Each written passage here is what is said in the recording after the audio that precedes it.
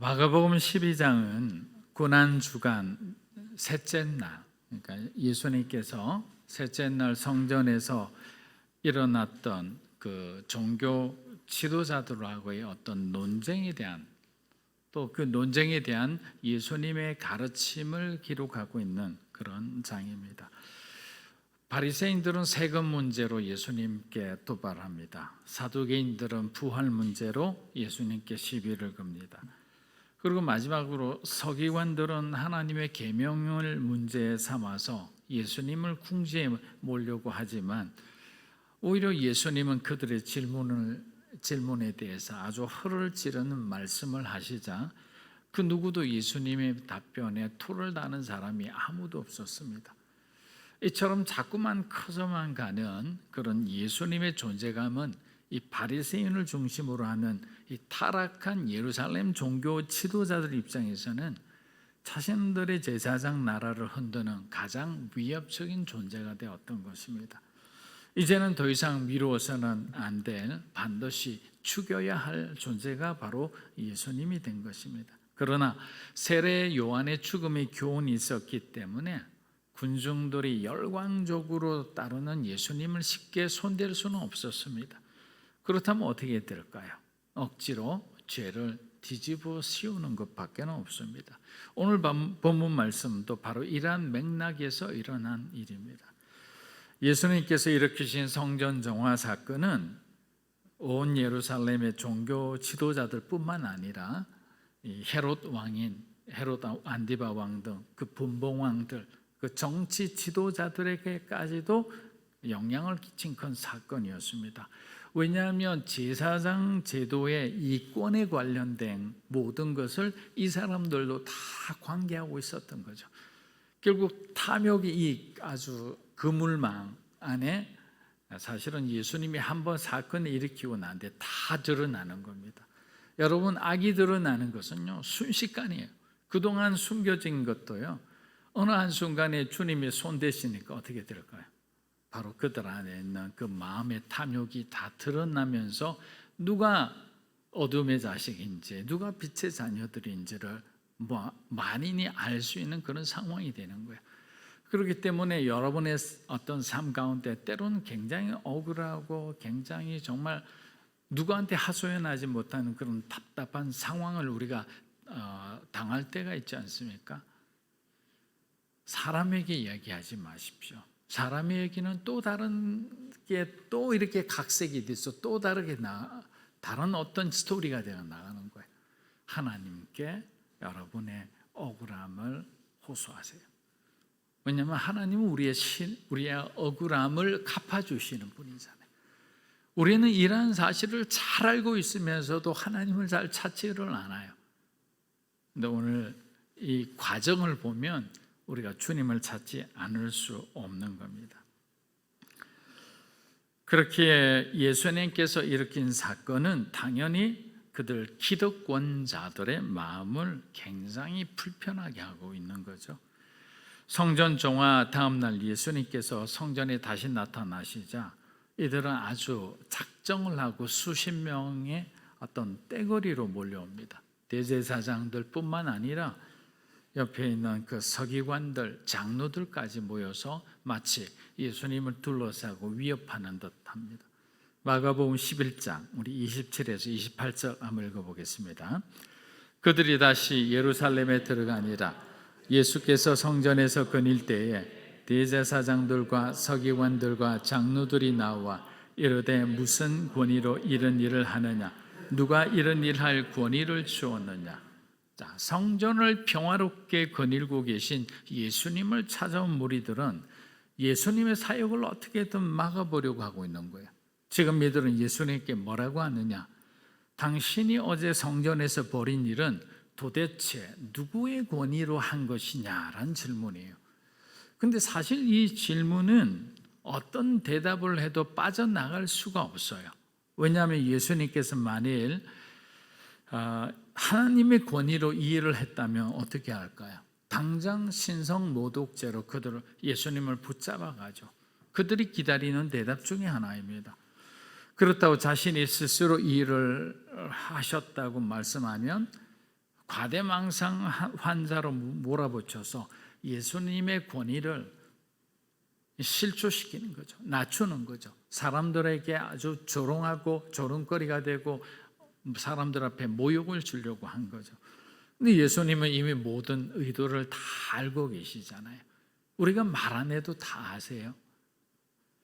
마가복음 11장 29절에서 30절입니다. 예수께서 이르시되 나도 한 말을 너희에게 물으리라. 그리하면 나는 무슨 권위로 이런 일을 하는지 이르리라. 요한의 세례가 하늘로부터냐 사람으로부터냐 내게 대답하라. 자, 예수님께서는 그들에게 똑같은 방식으로 질문하심으로 그들의 숨어있는 의도를 드러내셨어요. 왜냐하면 이 질문 역시 그들에게도 피해갈 수 없는 외통수 같은 그런 질문이었기 때문이에요. 당시 예수님이 등장하시기 전까지 세례 요한은 이스라엘 백성들에게 가장 존경받는 영적 지도자였습니다. 심지어 헤롯 왕까지 그를 존경하였으니 그의 어떤 품성과 그의 메시지는 잠자던 그 이스라엘을 깨우기에 충분했던 겁니다. 그런데 바로 그 세례 요한의 권위가 어디에서 왔느냐라는 것을 그들에게 예수님께서 역질문을 하신 거예요. 여러분, 요한의 세례가 그들이 만약에 하나님으로부터 왔다고 하면 요한을 배척한 자신들의 어떤 불신앙이 문제가 되죠. 요한이 죽을 때 그냥 잠잠했던 침묵했던 그들의 죄를 백성들이 들춰낼 수 있죠. 당연히 문제가 되니까 이렇게 대답할 수가 없죠. 그럼 요한의 세례가 하나님으로부터 오지 않았다고 한다면 세례 요한을 참 선지자로 생각하며 그에게 세례받았던 수많은 사람들은 바보가 되잖아요. 이렇게 말하면 또 백성들 앞에 지탄받을 것이 분명 뻔하고 이러지도 저러지도 못하는 겁니다. 결국 그들은 권위 논쟁에서 예수님께 보기 좋게 완전하게 그냥 KOP하고 말한 거죠. 사람이 뭔가 자기들이 하나님을 뭔가 이렇게 해볼 수 있다고 생각하지만 자기 의도대로 되지 않은 거죠. 우리 마음대로 우리 인생을 살아갈 수가 있는 게 아니야. 왜냐하면 저와 여러분은 하나님의 그 계획 가운데 이미 우리가 서 있는 거잖아요. 그 일정 패도에 우리는 하루하루 살아가는 거죠. 대신 딱 한 가지 우리에게 주어진 것은 순종하느냐 순종하지 않느냐에 대한 자유의지만 우리에게 주어졌을 뿐이에요. 그러니까 저와 여러분에게 주어진 그 자유의지를 어떻게 사용하느냐에 따라서 저와 여러분의 삶은 변화되는 거예요. 하나님 주시는 그 평안과 기쁨의 삶을 살아갔는지 아니면 늘 초조하고 늘 불안하고 늘 긴장하는 그런 어떤 삶을 살아가는지 결국 저와 여러분의 선택에 따라서 우리는 그 선택에 따른 합당한 삶을 살게 돼 있는 거예요. 좋은 것이든 또 부정적인 것이든.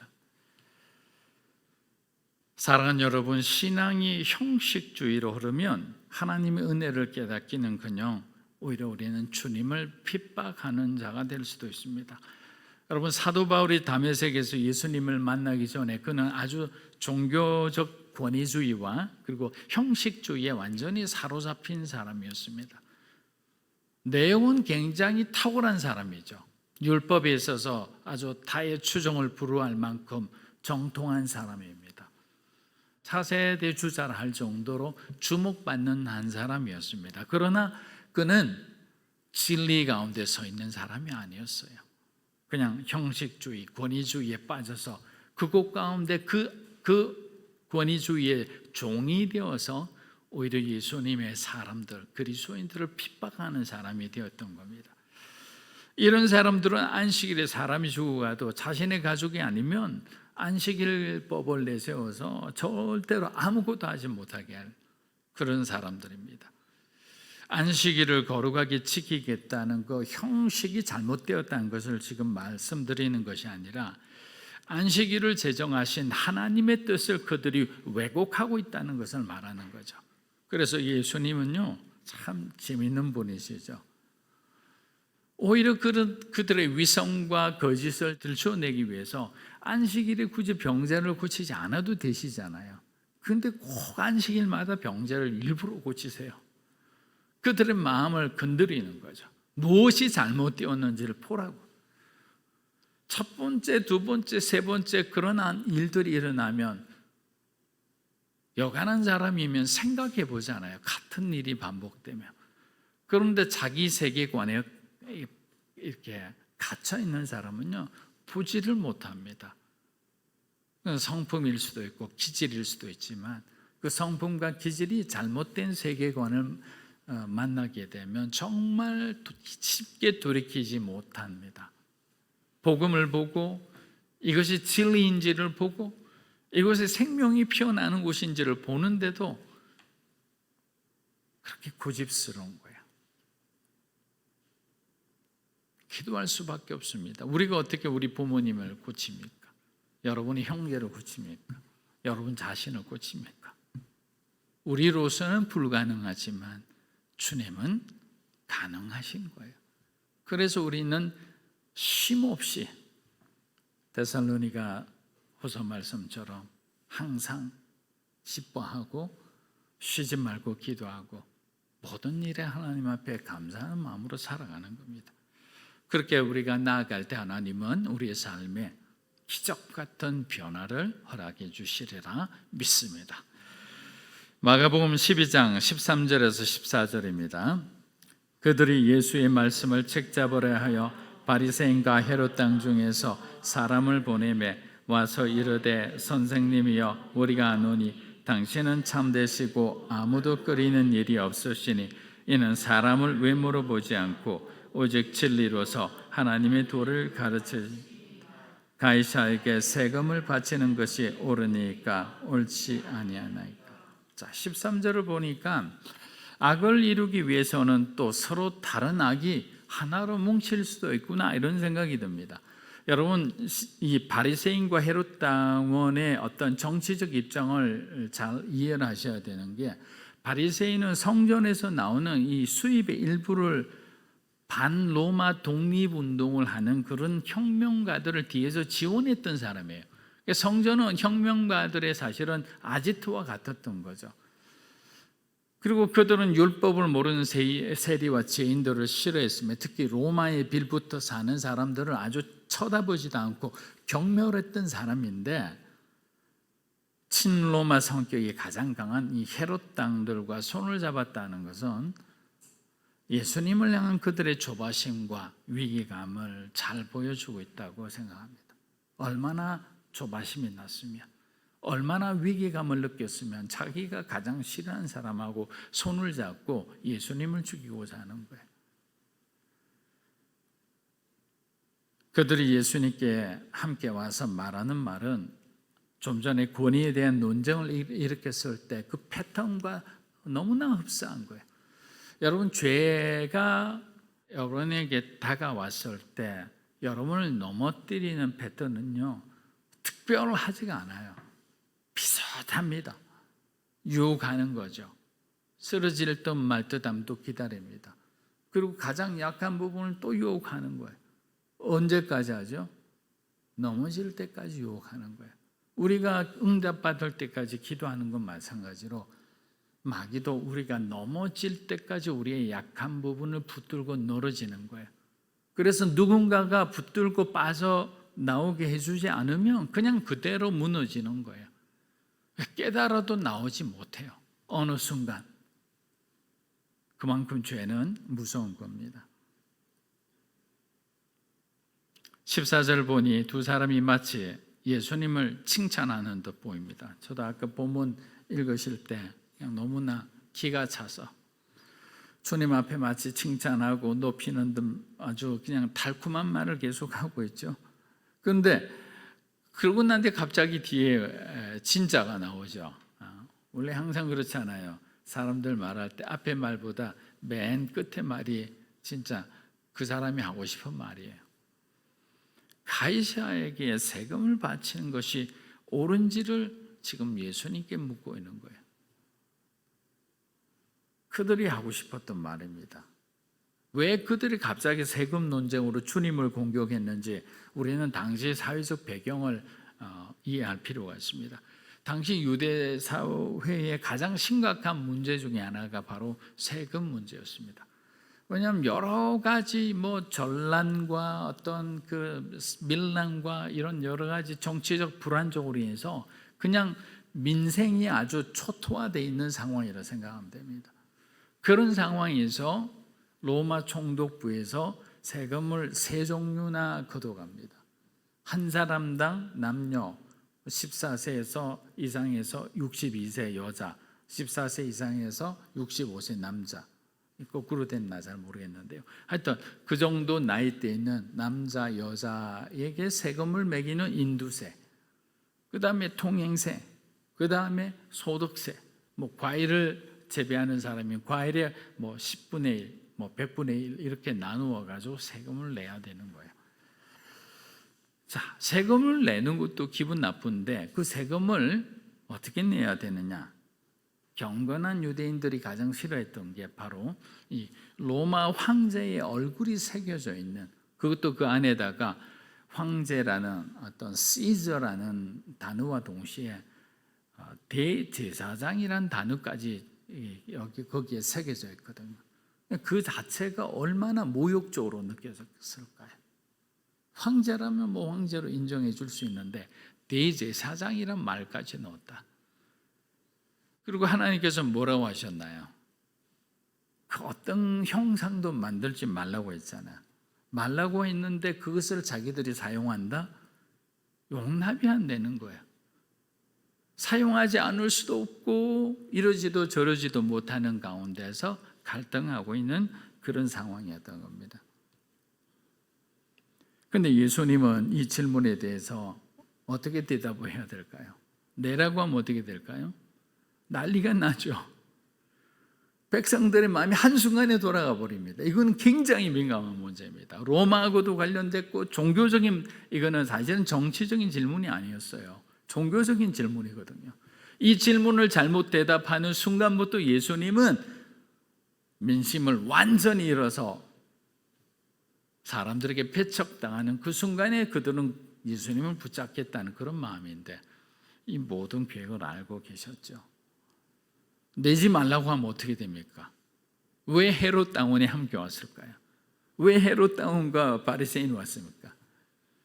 양쪽의 대표로 온 거예요. 그러면 이 헤롯 당원이 당연히 로마의 총독부에다가 예수님이 로마의 반역죄를 저질렀다, 세금을 내지 말라 했다라고 해서 바로 고소를 하니까 예수님은 붙잡히게 돼 있는 거예요. 오도 가도 못하는 그런 어떤 선택의 문제를 해놓고 예수님을 조롱하듯 칭찬했다. 정말 나쁜 사람들이죠. 네, 나쁜 사람들입니다. 마가복음 12장 15절에서 16절입니다. 우리가 바치리까 말리까 한데 예수께서 그 외식함을 아시고 이르시되 어찌하여 나를 시험하느냐? 데나리온 하나를 가져다가 내게 보이라 하시니 가져왔거늘 예수께서 이르시되 이 형상과 이 글이 누구의 것이냐? 가이사의 것이니이다. 자, 여기를 보니까 이제 데나리온 하나를 가지고 오라고 예수님이 말씀하셨어요. 근데 이 데나리온은 당시 노동자들의 하루 임금에 해당하는 은으로 만든 은화였어요. 이 은화로 로마에 세금을 내야 한 거죠.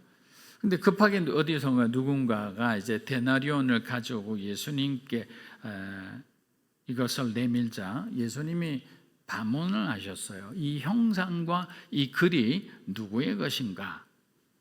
자, 예전에 했던 거 한번 잠시만 복습을 해보면 좋을 것 같아요. 여러분 여기서 이 형상이라는 단어를 찾아보면 헬라어로 에이콘이라고 되어 있어요. 에이콘.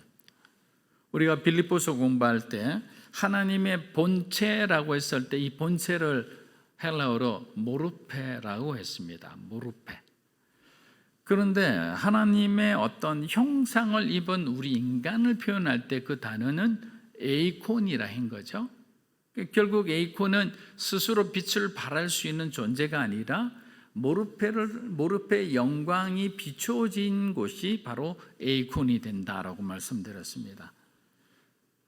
그러니까 우리는 우리 스스로 빛을 발광하지 못하는 존재임에도 불구하고 그들은 스스로 그 동전주화에 자신의 얼굴을 집어넣을 정도로 대담하고 교만했던 겁니다. 감히 모르페 하나님도 아니면서 어찌 그렇게 그들은 자신의 영광을 하나님 앞에 당당히 그렇게 내비추고자 했는지, 어느 순간에 한번 무너지면 이렇게 우리가 어디까지 그냥 타락할지 모르는 겁니다. 그런데 성경에서 말하는 이 에이콘은 하나님과 함께 할 때만 하나님의 형상이라는 뜻을 가지지만 하나님이 함께 하지 않을 때는 우상이라는 뜻으로 바뀝니다. 단어가 바뀌어버리는 거예요. 저와 여러분이 하나님과 함께 할 때는 우리는 그리스도인으로서 하나님의 자녀로서 우리는 하나님 앞에 쓰임받을 수 있는 거예요. 그러나 우리가 하나님과 함께 하지 않을 때는 우리 안에는 우상의 마음들이 생기는 거예요. 우상적인 행동을 하게 되는 거예요. 스스로 우상화시키지 않게 된다면 누군가 우상이 되는 사람을 쫓아가서 하나님이 아닌 세상을 쫓아가는 그런 어리석은 사람들이 되는 거예요. 마가복음 12장 우리 17절 한번 보겠습니다. 이에 예수께서 이르시되 가이사의 것은 가이사에게 하나님의 것은 하나님께 바치라 하시니 그들이 예수께 대하여 매우 놀랍게 여기더라. 바리새인과 헤롯 당원은 자신들이 예수님을 함정에 빠뜨릴 만한 완벽한 질문을 했다고 생각했을 겁니다. 그러나 예수님의 지혜로운 완벽한 답을 듣는 순간 그들은 놀랄 수밖에 없었죠. 예수님께서 가이사의 것과 하나님의 것을 언급하며 말씀하신 목적은 사실 크게 두 가지입니다. 첫째는 유대 땅의 통치자로 로마 황제 가이사를 세운 것은 하나님이시라는 거예요. 너희들이 그냥 그것을 갖다가 세금 내는 것, 그런 문제, 어떤 지역적인 문제에 너무 갈등하지 말라. 왜냐하면 궁극적으로 하나님께서는 모든 민족과 모든 땅을 통치하시는 분이니 하나님이 세우신 질서에 그냥 순종하라라는 의미예요. 그러니까 안 해도 될 그런 어떤 행동보다는 정말 너희들이 복음의 본질을 지켜야 된다는 것이죠. 그런데 꼭 신앙적 정통을 주장하며 우리는 하나님만을 위해 일하지 세상을 위해서 일하지 않는다는 그런 사람들이 있습니다. 이분들은 성경을 제대로 안 읽은 것 같아요. 왜냐하면 예수님께서 우리에게 뭐라고 말씀하셨습니까? 세상의 빛이 돼, 세상의 소금이 되라 했는데 그것은 세상 속에 우리가 들어갔을 때나 가능한 겁니다. 저는 우리 믿음으로 사는 교회가 버티컬 처치다, 이런 수직적 교회다, 좀 이렇게 낯선 어떤 단어를 쓰면서 우리가 계속적으로 그 목회 가치를 이렇게 붙잡고 가는 것은 세상에서 나아가서 승리하는 교인들은, 성도들은 하나님과의 관계가 좋은 성도들밖에 없어요. 그러니까 하나님을 우선으로 하고 하나님을 중심으로 하는 사람들만이 살아날 수 있는 게 지금 세상이에요. 저와 여러분이 오늘 충만하게 예배를 드리고 그리고 난 뒤에 세상에 나아가서 하루 이틀 살아가다가도 매일매일 여러분들이 말씀을 묵상하지 않고 여러분의 정해진 시간에 하나님 앞에 기도하지 않고 영적으로 채워지지 않는 빈털터리가 된 그 순간부터 우리는 그냥 문이 그러니까 여러분 집에 대문이 그냥 열려 있는 상태로서 집에 있는 것과 그런 마찬가지인 겁니다. 무방비 상태라는 거예요. 그러나 수직적 신앙을 갖고 있는 사람은 하나님과의 관계를 우선으로 하기 때문에 절대로 어떤 다른 곳에 우리의 마음을 빼앗기지 않는 거예요. 사람을 보고 실망하지도 않습니다. 왜? 주님의 마음으로 보니까 우리 안에 공간이 생기잖아요. 그런데 만약에 우리가 어떤 하나님과의 관계를 우선히 하지 않으면 내가 그냥 자연인으로서 누군가를 대하게 되면 결국 부딪히기 마련이에요. 오래 가지 않습니다.